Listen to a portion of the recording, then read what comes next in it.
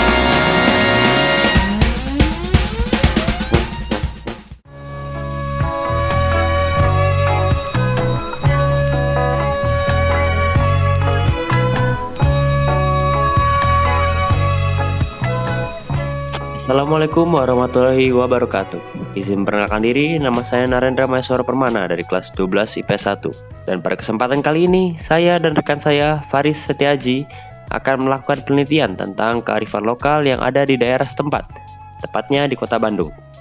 Hal ini merupakan penugasan akhir dari pelajaran sosiologi dan geografi di Sekolah Menengah Atas Terpadu Krida Nusantara. Terletak di Jalan Padasuka nomor 118 Pasir Layung, Kecamatan Cibeuying Kidul, Kota Bandung, Jawa Barat. Saung Angklung Ujo merupakan sebuah tujuan wisata budaya dan edukasi yang lengkap karena memiliki arena pertunjukan, pusat kerajinan bambu, dan workshop untuk alat musik bambu. Di samping itu, kehadiran Saung Angklung Ujo di Bandung menjadi lebih bermakna karena kepeduliannya untuk terus melestarikan dan mengembangkan kebudayaan Sunda, khususnya angklung, kepada masyarakat melalui sarana pendidikan dan pelatihan. Pertunjukan bambu petang dikembangkan dari sebuah konsep kaulinan orang lembur yang diciptakan oleh Ujo Ngalangena. Pertunjukan ini berisi berupa penampilan pendek yang spektakuler seperti demonstrasi wayang golek, upacara heleran, seni tari tradisional, angklung pemula, angklung orkestra, masal, dan arumba. Di akhir pertunjukan, para penonton akan diajak untuk menari bersama anak-anak. Hal ini semua merupakan kesempatan yang baik untuk para wisatawan mempelajari budaya Sunda lebih lengkap. Ya, tanpa menghabiskan waktu, mari kita lihat secara langsung apakah hal tersebut merupakan sebuah tempat yang penuh akan budaya dan kearifan lokal.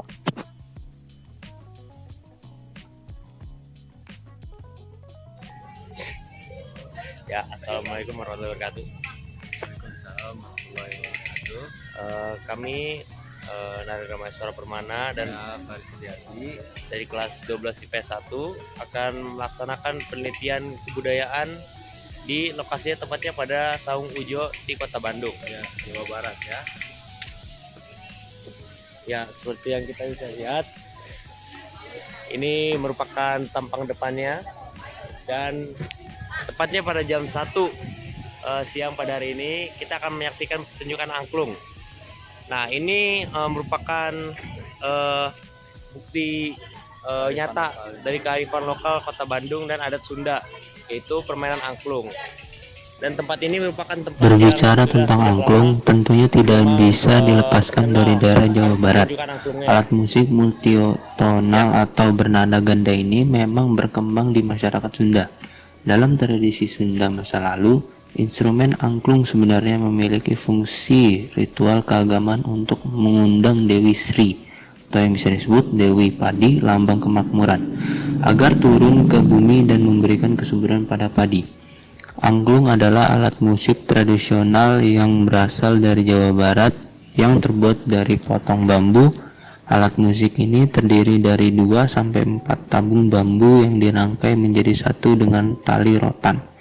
Tabung bambu diukir detail dan dipotong sedemikian rupa untuk menghasilkan nada tertentu ketika bingkai bambu digoyang.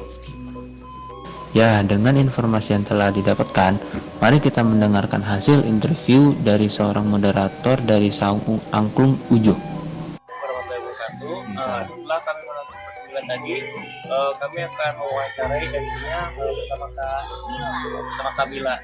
Nah, Kak, saya mau nanya nih, kan tadi pertunjukannya udah bagus segala macam. Nah, ya itu Saung Ujo ini apa sih? Nah, jadi Saung Aku Ujo itu adalah sanggar seni yang kita juga merupakan tempat wisata ya, yang memberikan pengalaman edukasi dan budaya. Jadi Saung Aku Ujo ini juga tempat di mana angklung dibuat dan juga dimainkan tentunya. Jadi angklung itu dibuat di sini. Iya betul, kita Saung Aku Ujo ini menjadi salah satu tempat produksi angklung paling besar di dunia. Nah, kalau Saung Ujo sih sejarahnya gimana sih? Sejarahnya cukup panjang ya. Nah, jadi Saung Aku Ujo ini resmi berdiri di 1960-an. Tetapi dulu sejarahnya di tahun 1960 pendirinya Bapak Ujo Ngalana dan Ibu Sumiati ini merupakan tenaga pengajar. Jadi Pak Ujo itu guru, Ibu Ujonya itu kepala sekolah. Nah, jadi di masa itu banyak banget anak-anak murid-muridnya Pak Ujo itu yang bolos sekolah. Nah, akhirnya diselidiki lah kemana itu anak-anak itu. Jarang banget, banyak banget anak yang masuk gitu. Terus setelah diselidiki ternyata didatengin ke tiap-tiap rumahnya. Ternyata kebanyakan dari mereka itu adalah nggak masuk karena mereka harus ikut orang tuanya cari uang. Jadi mereka tuh tidak punya kapasitas, tidak punya kemampuan untuk memenuhi kebutuhan sekolahnya. Nah, sampai akhirnya Pak Ujo berpikir gimana caranya anak-anak bisa tetap sekolah. Sampai akhirnya Pak Ujo berpikir bahwa dia akan bikin sanggar seni karena Pak Ujo dulu senang banget melihat anak-anak itu main. Sampai akhirnya beliau bilang lah ke orang tuanya, ke orang tua anak-anak tersebut bahwa anak kamu sekolah aja, semua kebutuhannya nggak apa-apa saya yang punya. Tapi setiap beres sekolah harus datang ke sanggar seni saya. Seneng tuh, ya kan? Ada seneng. Tahu nggak siapa yang seneng? Ibu Uung, istrinya. Karena apa? Karena Pak Ujo punya 10 anak, 5 putra dan 5 putri. Udah mah anaknya 10 kan ya, mereka juga harus memikirkan anak-anak yang lain. Sampai akhirnya Pak Ujo berpikir di tahun 1990-an itu, akhirnya Pak Ujo memutuskan untuk keliling kota Bandung buat memberikan kartu nama berupa bambu yang disungging, yang dimakan. Nah, beliau akan bagikan kartu nama itu ke setiap travel agent dan tujuan utamanya adalah hotel paling tua di Kota Bandung. Sampai akhirnya ada tuh satu travel agent namanya Pak Sabana yang bawa tamu orang Perancis pertama kali datang ke Saung Aku Ujo buat lihat anak kecil main. Jadi dulu nggak ada konsep pertunjukan seperti ini, jadi datang ke sini lihat anak-anak main. Nah, dulu tuh seperti kayak pentas seni biasa aja gitu. Betul. Nah, tahu nggak kenapa Pak Sabana datang ke sini? Bukan karena tertarik, tapi karena biar Pak Ujo berhenti ngasih kartu nama. Oh, jadi Iya, dia jadi sering banget. Karena saking seringnya udah bisa datang aja cobain. Tapi ternyata turis asing itu suka melihat anak-anak main, melihat anak-anak kecil main itu ternyata suka. Sampai akhirnya berdirilah Saung Aku Ujo 1966. Sejarahnya. Jadi sejarah cukup panjang ya dari 60 di mana apa tuh. Jadi Pak Ujo ini punya sekolah. Oh, dia guru ya? Beliau guru di salah satu SD negeri di Jalan Padasuka ini, SD Padasuka ada di atas. Karena anak-anaknya pada bolos karena kurang mampu ya. Iya. Jadi dibikin buat sanggar seni ini. Iya. Akhirnya karena sering yang ngirim amplop Kartu nama. namanya seringan, jadi akhirnya pada datang. Pada datang ya. Nah, jadi dulu memang pasarnya adalah turis asing. Kalau sekarang kan tadi kamu lihatin di pertunjukan itu banyaknya anak-anak sekolah. Nah, kalau dulu itu tujuan utamanya adalah turis asing. Nah, tadi itu kan pertunjukannya itu ada apa aja sih tadi? Tadi kita ada berapa program ya. Untuk pertama itu demonstrasi wayang golek. Yang kedua itu ada upacara helaran. Terus tari topeng. Terus itu tadi dangdutan tuh bareng Arumba. Bis Arumba ada angklung masal Nusantara. Terus ada main angklung bareng sama menari bersama. Gitu. Jadi Saung Aku Ujo ini meskipun namanya Saung Angklung, nggak cuma angklung yang diperkenalkan, ya, ada juga seni budaya lainnya kayak wayang, tari topeng. Nah tadi kan kalau sejarahnya itu kan anak-anak itu ikut karena sebagai apa ya, cara untuk menopang agar bisa melanjutkan pendidikannya ya. Nah kalau tadi itu banyak anak-anak itu kalau itu memang program lokal agar masyarakat lokalnya tahu tentang budaya sendiri atau bagaimana? Nah jadi bisa dibilang di sini itu turun temurun ya. Nah jadi dulu yang main di Sawangan setelah gua punya anaknya ikut main di sini, yang lagi ikut main di sini, selalu main dulu. Dan teman yang anak-anak yang tadi main itu datang dari warga sekitar sini pastinya. Jadi Sawangan ini udah menjadi ekosistem bagi mereka ya. Jadi pengrajin, karyawan, pemain itu semuanya datang dari masyarakat sekitar. Jadi udah menampung banyak orang ya dari masyarakat lokal. Nah sedangkan ini kan pertunjukan ini apakah setiap hari beda atau emang kayak gitu aja? Nah jadi untuk pertunjukannya untuk saat ini kita sama. Di satu hari itu kita kurang lebih ada 4 kali pertunjukan. Itu semua pertunjukannya sama, nggak ada yang berbeda-beda. Semua pertunjukannya sama, tetapi mungkin zaman dulu kan bukan seperti ini ya pertunjukannya, karena kenapa sekarang kayak gitu pertunjukannya, karena kita mengikuti perkembangan zaman. Yang pasti nanti kalau misalkan ada lagi yang berubah, ya mungkin bisa jadi kita juga akan mengikuti itu.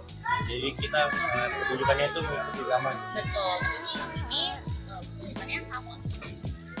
Nah tadi kan tentang budaya angklung ini, budaya-budaya Sunda ini. Nah kenapa itu sekali turun-temurun ke generasi muda? Mereka memang penting atau Penting pastinya ya, karena apa, seni budaya itu identitas kita ya. Jadi coba aku lihat misalkan kamu tari topeng dari mana, dari Cirebon pastinya dari itu ya. Jadi seni budaya itu merupakan identitas bagi kita. Jadi kalau misalkan kita melupakan seni budaya itu, ya kita nggak punya identitas. Nah soal Saung Pujo ini sekarang estimasi berapa karyawan yang ada di sini dari masyarakat lokal? Untuk karyawannya sendiri, ini karyawan staff ya, bukan karyawan pemain, karena kalau pemain itu talent nih mereka. Jadi untuk karyawannya sekitar 100 lebih lah. Sama pengrajin, sama kita juga ada di atas di Ujo Ekoland. Itu Ujo Ekoland itu jadi tempat konservasi bambu, jadi sana juga ada petani bambu banyak ya, 100 lebih kalau di sana. Nah kalau itu semua berarti masyarakat lokal. Iya. Datang dari masyarakat sekitar. Nah mungkin ini pertanyaan terakhir lah. Apakah ini Saung Pujo ini cuma ada di sini atau emang ada cabang-cabang lain? Nah, jadi Saung Pujo ini merupakan satu-satunya tempat pelestari angklung di bukan pelestari angklung, satu-satunya tempat pariwisata dengan pengalaman edukasi dan budaya satu-satunya ini di Indonesia ya. Jadi nggak ada lagi pertunjukan selain di Saung Pujo.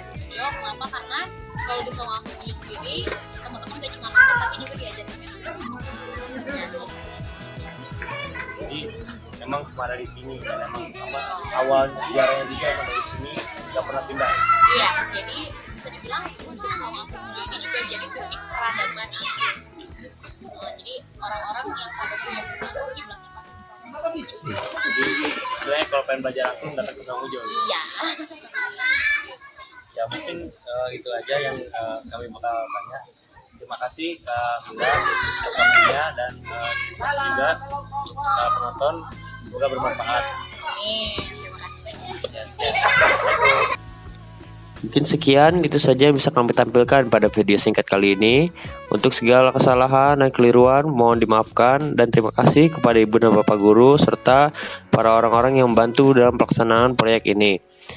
Kami berharap proyek ini dapat bermanfaat dan dapat menunjukkan sebuah buah yang mendapatkan hasil. Sekian itu saya dari kami. Wabillahi taufiq wal hidayah. Wassalamualaikum warahmatullahi wabarakatuh.